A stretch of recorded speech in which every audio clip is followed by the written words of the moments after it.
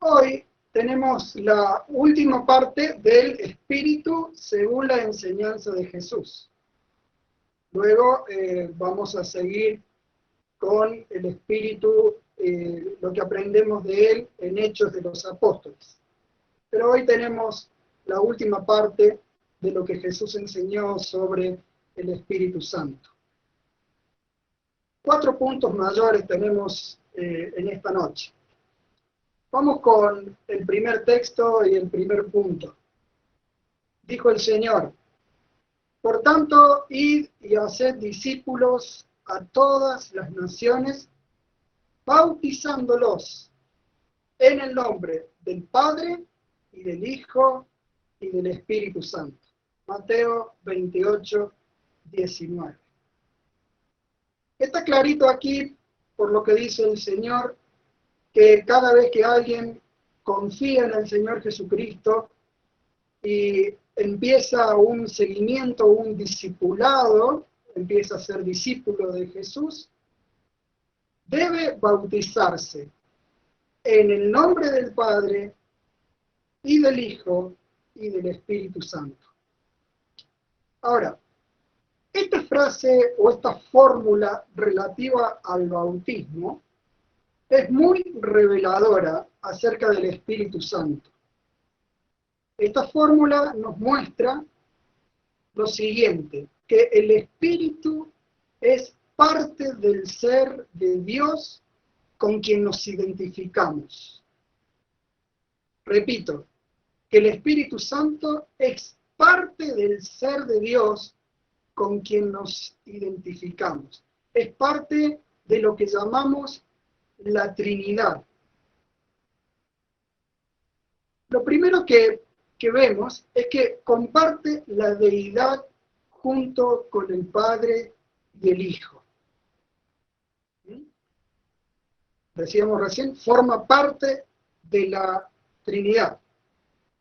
¿De dónde sacamos esto en este versículo? Bueno, lo sacamos de la frase el nombre. El nombre está en singular, pero se refiere al Padre, al Hijo y al Espíritu Santo. Me voy a explicar. Cuando un judío común, cualquier judío, hablaba o decía la frase el nombre de Dios, no hablaba simplemente de la palabrita o la designación con la cual uno invocaba al Dios de Israel. No estaba hablando meramente del término con que se llamaba a Dios, del vocablo Yahweh o del vocablo Jehová. No estaba hablando meramente de eso. Sí hablabas, obviamente, de eso, pero hablaba de mucho más. Cada vez que un judío decía la frase el nombre de Dios, estaba hablando de su ser, de su carácter, de su personalidad, de su naturaleza gloriosa. Estaba hablando de su deidad, de su dignidad, de su majestad, su santidad. Cada vez que cualquier judío decía el nombre de Dios, hablaba de todo eso. Ahora, fíjense que Jesús, cuando dice la frase el nombre, no se refiere solamente al nombre del Padre, sino que se refiere a 3 personas. Si se hubiese referido solamente al nombre del Padre, al nombre de Dios, pues hubiese sido lo normal, lo común. Pero también está refiriendo el nombre al Hijo y al Espíritu Santo. Lo que Jesús está queriendo decir es que el Hijo y el Espíritu Santo comparten el mismo nombre que el Padre, tienen el mismo nombre que Dios, o sea, que el Hijo y el Espíritu Santo comparten el mismo ser que Dios, el mismo carácter,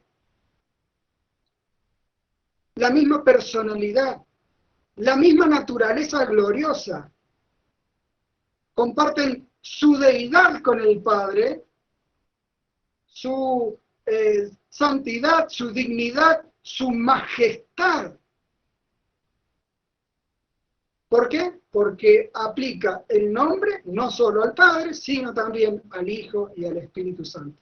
Queridos hermanos, el Espíritu Santo de quien estamos aprendiendo comparte la deidad junto con el Padre y con el Hijo. Su ser, su carácter, su naturaleza gloriosa.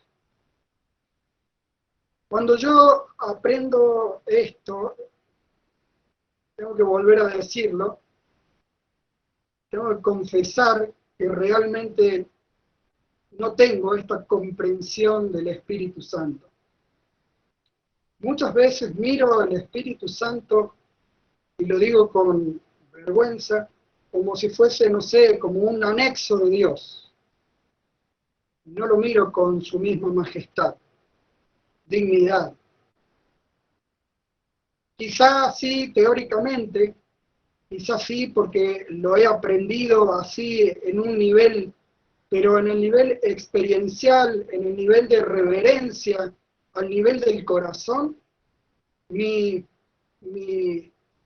percepción del Espíritu Santo no es la misma que la percepción del Padre y que del Hijo. Pero aquí aprendemos que comparte el mismo ser, el mismo carácter y la misma naturaleza gloriosa que el Padre y que el Hijo. Que el Señor nos ayude a percibir así la persona del Espíritu Santo. Ahora, en esta fórmula bautismal también aprendemos otra cosa. Aprendemos que el bautizado se identifica también con el Espíritu Santo.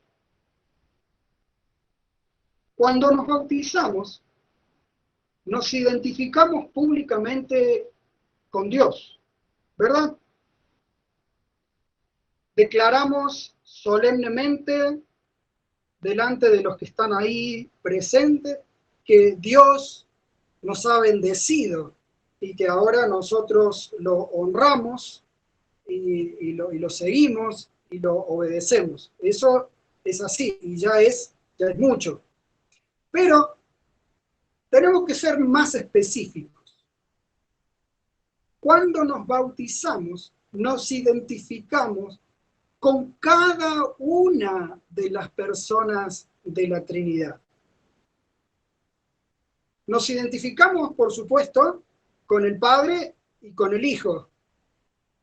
Y declaramos solemnemente en ese acto del bautismo que ellos, cada cual en su rol dentro del plan de la salvación, nos han bendecido y que ahora nosotros honramos y seguimos al Padre, honramos y seguimos al Hijo. Pero, atento aquí, que cuando nos bautizamos según esta fórmula que está ahí en Mateo, también nos identificamos con el Espíritu Santo. Declaramos solemnemente que Él nos ha bendecido, que ha venido a vivir en nosotros y que ahora nos da poder para todo, nos ayuda en todo lo que sean los propósitos de Dios para con nosotros. Y también declaramos solemnemente que ahora nosotros honramos su presencia y que nosotros queremos ser sensibles a su dirección, a su voluntad. Esto por ahí, cuando nosotros hablamos del bautismo o comprendemos el bautismo, no estamos considerando que también nos hemos identificado con el Espíritu de Dios. Y hemos dicho que Él nos ha bendecido y hemos declarado que nosotros lo honramos y que somos sensibles a su voz y debemos serlo. En función de nuestro bautismo, queridos hermanos, también le debemos todo esto al Espíritu Santo, y no solamente al Padre y al Hijo. Le debemos esto a la Trinidad, a cada una de las personas que la componen, que la conforman.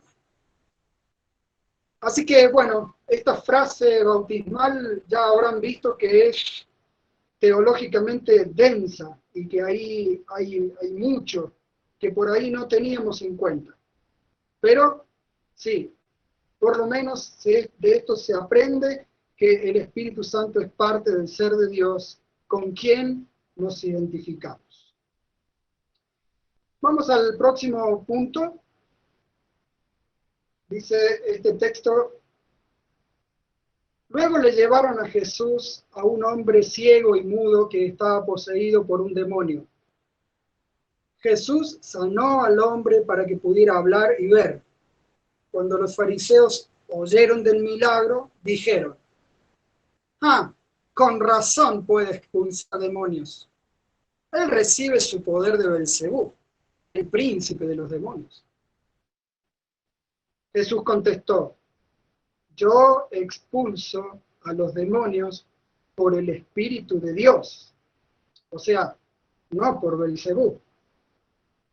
Les digo la verdad, cualquier pecado y blasfemia pueden ser perdonados, pero todo el que blasfeme contra el Espíritu Santo jamás será perdonado.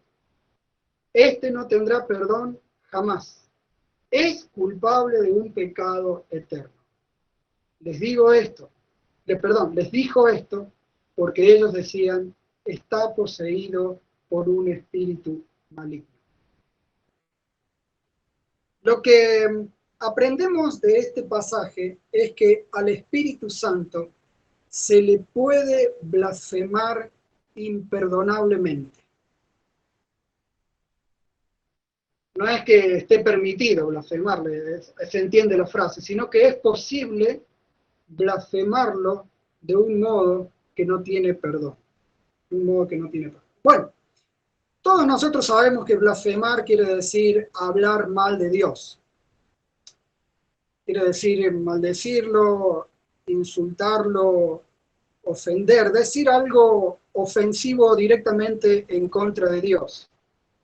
Pero, ¿qué es blasfemar contra el Espíritu Santo? Bueno, lo mismo. Podemos decir que blasfemar contra el Espíritu Santo es hablar ofensivamente contra Él, insultarlo, maldecirlo, burlarse. Pero yo quiero que veamos cómo blasfemaron contra el Espíritu Santo los fariseos de este pasaje.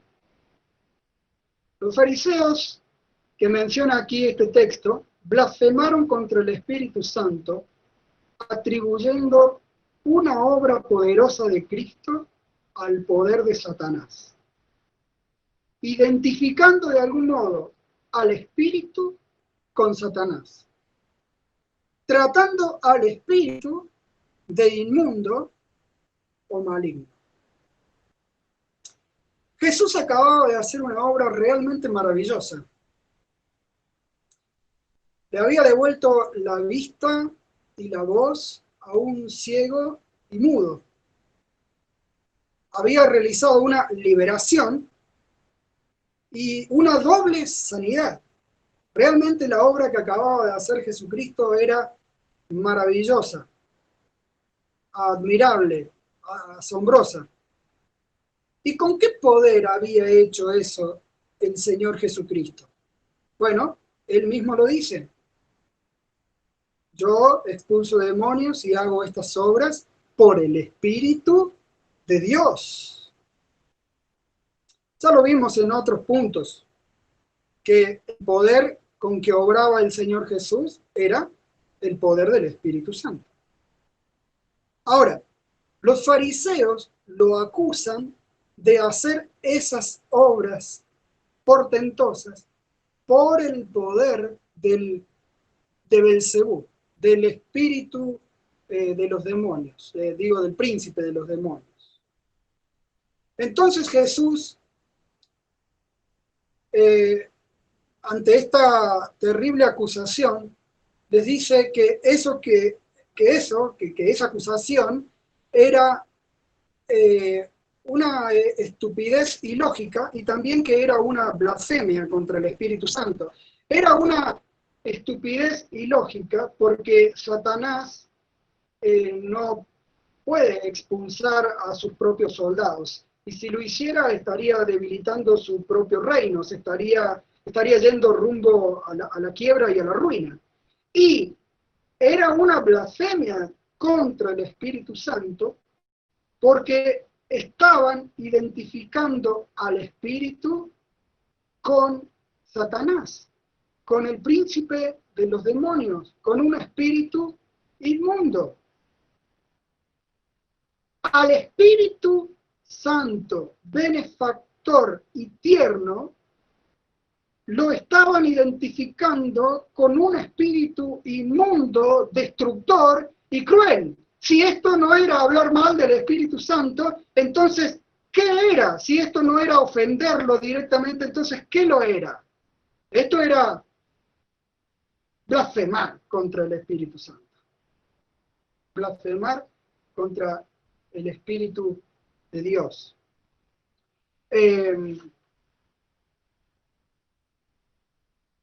A ver, ¿qué tenía aquí?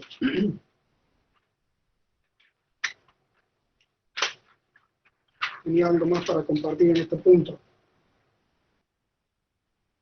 Bueno, sí, la definición. Entonces, según este pasaje, blasfemar contra el Espíritu Santo es atribuir una obra poderosa de Cristo al poder de Satanás. Identificarlo de algún modo con Satanás. Tratarlo de inmundo o de maligno. Ahora, otra pregunta o otra declaración que hace Cristo. Este pecado es, según él, imperdonable. Lo dice clarito. Lo dice clarito. Miren el texto. Les digo la verdad. O sea, pueden tomar esto con toda la seriedad del mundo. Cualquier pecado y blasfemia pueden ser perdonados. Cristo está diciendo eso específicamente.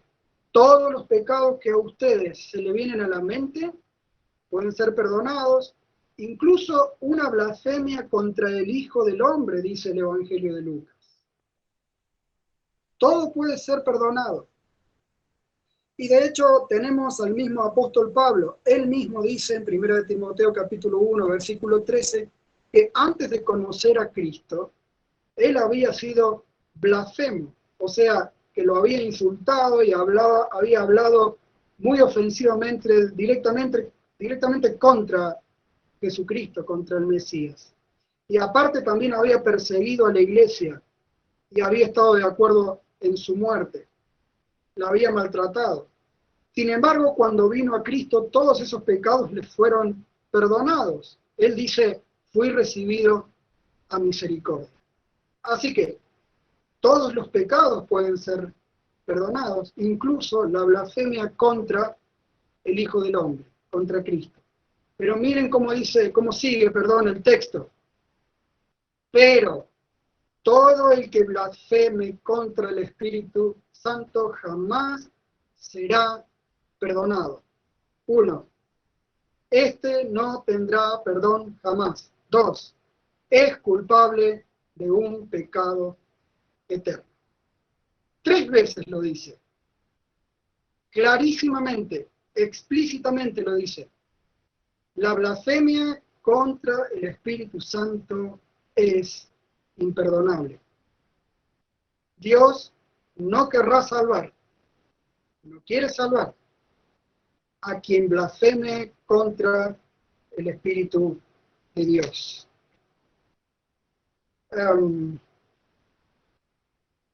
Muchos fariseos del tiempo de Jesús, pecadores ellos, seguramente con el tiempo llegaron a arrepentirse de sus pecados y llegaron y recibieron el perdón de parte de Dios y formaron parte de la iglesia, seguramente.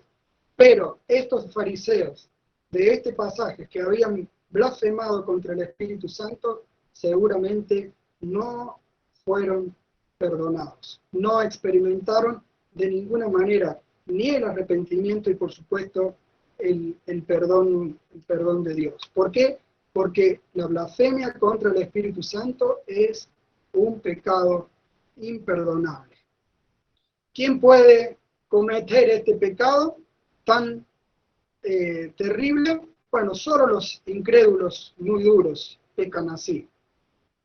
Tienen que ser personas como estos fariseos de este pasaje, que ya tienen la mente sumamente corrompida, envidiosos y celosos, que se resisten a la luz de Dios y se cierran en sus propios corazones tenebrosos. Solo este tipo de personas llegan a pecar contra el Espíritu Santo.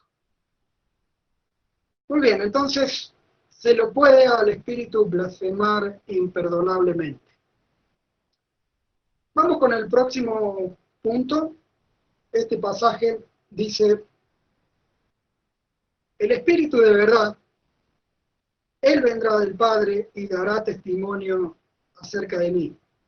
Y cuando Él venga, convencerá al mundo de pecado y de justicia y de juicio.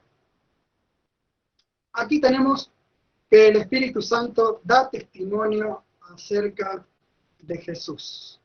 Da testimonio acerca de Jesús. Eso quiere decir que el Espíritu trabaja para que las personas lleguen a conocerlo y lleguen a recibirlo por la fe. ¿Se acuerdan cuando veíamos en algunas clases atrás, en algunos encuentros, decíamos que el Espíritu le daba poder a Cristo para que hiciera milagros, para que predicara, para que enseñara? ¿A fin de qué? A fin de glorificarlo, a fin de que las personas lo creyeran en Él y lo recibieran con fe. Bueno, ahora que Cristo no está, el Espíritu sigue trabajando por lo mismo, sigue glorificando a Dios, sigue queriendo llevar a las personas a Jesús para que lo reciban por la fe, para que lo conozcan personalmente. ¿Cómo hace esto el Espíritu Santo? Lo dice en este pasaje. En primer lugar, dice: convence al mundo de pecado. ¿Qué quiere decir convence al mundo de pecado? Quiere decir que trabaja para mostrarles a las personas que son pecadoras, que han transgredido la ley de Dios y que han ofendido el carácter santo de Dios. Y puesto que todavía no han confiado en Jesucristo, la culpa está sobre ellas todavía. La condenación de Dios está sobre ellas, sobre las personas todavía. Fíjense, el Espíritu trabaja para convencer al mundo de pecado. Algunas veces nosotros, cuando conversamos con las personas, tratamos de no hacerlas sentir culpable y tratamos de esquivarle un poco a hablarles acerca de sus pecados. Pero fijémonos, el Espíritu, al menos en las primeras instancias, quiere trabajar en las personas para mostrarles sus pecados, es decir, para hacerles ver la culpa que cargan por haber ofendido a Dios. Y está bien, así es la lógica de Dios. Antes, Dios quiere mostrarles a las personas que están enfermas en primer lugar, para luego ofrecerles el medicamento de la salvación. Y ahora vamos a eso. Primero convence al mundo de pecado y en segundo lugar convence al mundo de justicia. ¿Qué quiere decir esto?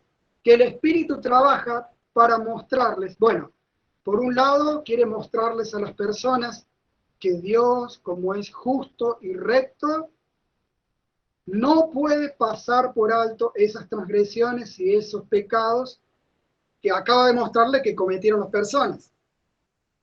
No puede pasar por alto Dios esos pecados y tiene que condenarlo.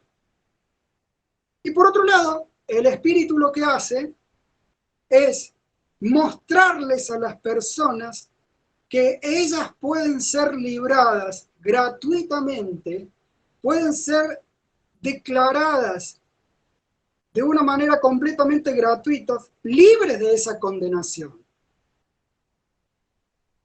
Pueden ser libres gracias a que Jesucristo murió por los pecados de todos, pagó la sentencia que pesaba sobre nosotros.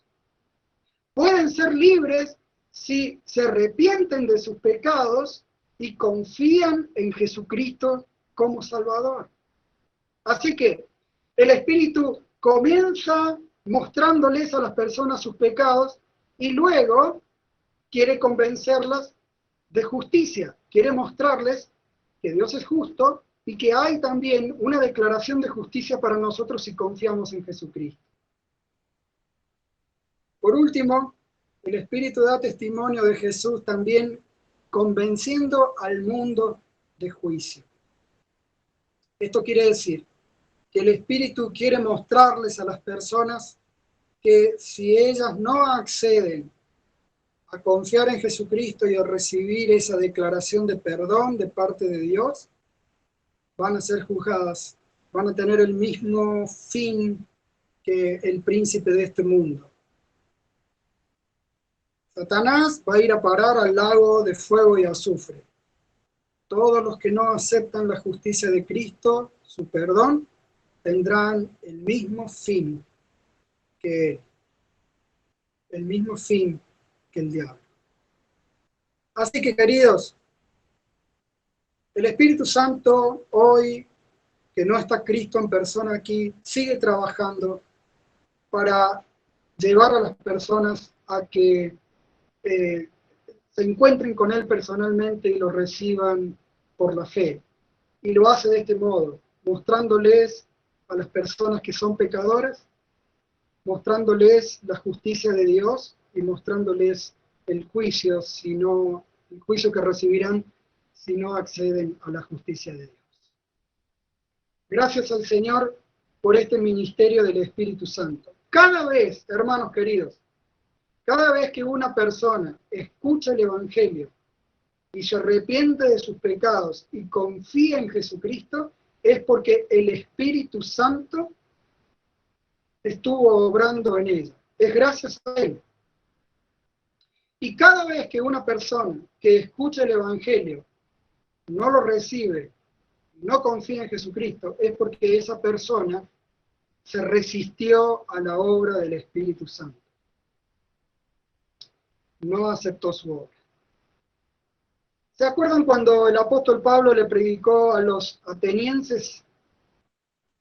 Dice que después de escuchar su predicación, algunos se burlaron de él, pero otros confiaron en él. Ahí tenemos las dos respuestas que podemos dar al ministerio del Espíritu Santo, a su testimonio de Cristo Jesús. Algunos se resisten a la obra, pero otros responden positivamente a su testimonio y confían en el Señor Jesucristo. Entonces, esta es otra cosa que aprendemos de Jesús. El Espíritu Santo da testimonio acerca de él. Y vamos con el cuarto punto de esta noche, que está en este texto. Dice, el Espíritu de verdad, Él vendrá del Padre y dará testimonio acerca de mí. Ya lo vimos. Y ahora sigue. Y también ustedes deben dar testimonio de mí. Cuando os conduzcan a las sinagogas y a los magistrados y a las autoridades, no os preocupéis de cómo o qué responderéis o qué diréis, porque el Espíritu Santo os enseñará en la misma hora lo que debéis decir. Ustedes son testigos de estas cosas, o sea, de todo lo que Jesús hizo. Ahora voy a enviarles lo que ha prometido mi Padre, el Espíritu Santo. Pero ustedes quédense en la ciudad hasta que sean revestidos del poder de lo alto. En estos pasajes vemos que el Espíritu Santo nos capacita para que seamos también nosotros testigos de Cristo. Jesús dijo, el Espíritu va a dar testimonio de mí, pero ustedes también van a dar testimonio de mí. Ustedes también tienen que trabajar para que las personas se acerquen a mí y tengan una oportunidad de recibirme por la fe. Ustedes también con su boca, con sus palabras, con su vida, con su forma de ser, tienen que glorificarme. Así como lo hace el Espíritu, ustedes también tienen que procurar glorificarme, guiar a la gente hasta mí. Pero Señor, nosotros solos no podemos eso. ¿Cómo vamos a hacer semejante cosa? Exacto, no podemos solos. Pero el Señor dice, yo les voy a enviar la promesa del Padre, el Espíritu Santo, el Paracleto, el ayudador. Él les va a dar poder, mi poder, poder de lo alto. Y así sí van a poder dar testimonio de mí, solamente con el poder dado del Espíritu Santo. El Espíritu Santo nos capacita para dar testimonio acerca de Jesús con un ánimo sobrenatural, en primer lugar. Con un ánimo sobrenatural. Cuando tenemos una oportunidad de dar testimonio de Cristo, muchas veces reaccionamos con vergüenza, con miedo, autoprotección, autocompasión. Autocompasión. Pero cuando nosotros le pedimos ayuda al Espíritu Santo y dependemos de Él en fe, Él revierte esas emociones o esas actitudes negativas, las supera, las sobrepasa y en lugar de ella nos da valor, soltura, libertad, denuedo. Y de ese modo, trabajando desde adentro, ya no nos escondemos, ya no queremos huir de la oportunidad que tenemos, sino que damos la cara por Cristo, nos posicionamos en nuestro lugar de representantes y de testigos y efectivamente damos testimonio de Él. Haremos algo para que la gente tenga contacto con el Señor Jesucristo. Pedro, si ustedes se acuerdan de Pedro, mientras Jesús está siendo maltratado en el patio del sumo sacerdote, él niega a Jesucristo 3 veces. ¿Por qué? Porque todavía no tiene el Espíritu Santo obrando plenamente en él y siente miedo, y el miedo lo lleva a huir. Pero fíjense ustedes, 50 días después, 2 meses después, ese mismo Pedro testifica delante de miles de personas, incluso de autoridades violentas y amenazantes. ¿Por qué? Porque ya contaba con el Espíritu trabajando plenamente en él. El Espíritu lo llenaba. Y así sentía denuedo, sentía soltura, y era capaz de ponerse de pie, dar la cara y posicionarse como representante de Cristo. Eso es lo que hace el Espíritu Santo. Trabaja desde adentro dándonos un ánimo sobrenatural y una fuerza sobrenatural para dar testimonio de Jesús. Me acuerdo que hace unos años hablé de algo parecido a este tema aquí en la iglesia y animé a toda la congregación a pedir al Espíritu Santo que nos diera de nuevo para testificar. Al otro domingo se acercó a mí una persona que ella dice es muy tímida y me dio testimonio y me dijo, hice lo que escuchamos el domingo pasado, de pedirle al Espíritu que me diera de nuevo. Y me sucedió algo que nunca me había sucedido. En mi lugar de trabajo tuve una pequeña oportunidad y la aproveché sin los miedos de antes, sin la timidez que tenía antes. El Espíritu me dio mucho más libertad para hablar del Señor a mis compañeros de trabajo. Y así es, así es. Cuando nosotros le pedimos ayuda al Espíritu Santo, dependemos de Él en fe, Él nos da un ánimo sobrenatural. Tenemos que probarlo, tenemos que probarlo.